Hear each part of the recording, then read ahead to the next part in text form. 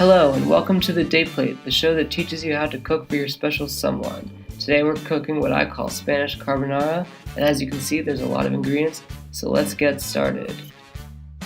First we're going to begin by adding maybe about half a pound of angel hair to some boiling water. Don't forget to salt your water. Now let's get a nice cast iron skillet on medium-high heat and add our chorizo.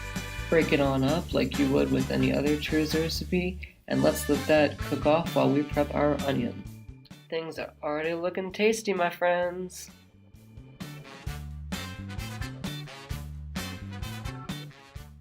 Alright, begin cutting the onion just in half like this. And then cut off the root end like so. This just makes it a little easier to peel off the skin like so.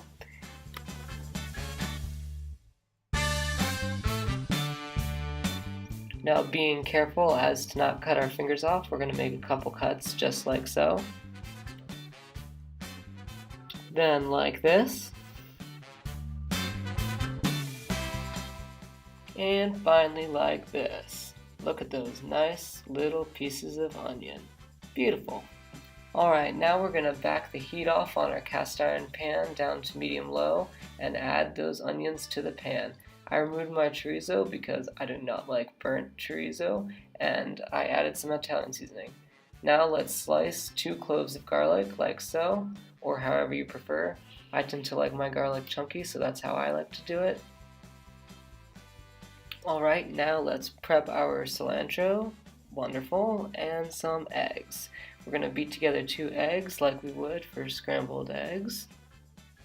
Add the garlic to the pan now. We did not add it with the onions originally because garlic tends to burn. Awesome. Looks like our pasta is almost ready, so we're going to set aside some pasta water. I would say about a cup, and then add our chorizo back into the pan. Turn off your heat and add the pasta to the pan. This is the all-important step. Make sure you mix it on up before you add your pasta water, that's right, and your egg mixture. Mix it on up. Make sure the eggs do not scramble, but if they do, it's no big deal. Just make sure you mix it on up. Grate in some pepper jack cheese. And give it one last big mix in the pan before you go to final plating. Make sure it looks all nice and pretty for your date. Maybe add a little garnish on top. And serve with a smile. Oh, and don't forget to take a picture for Instagram. Thanks for watching.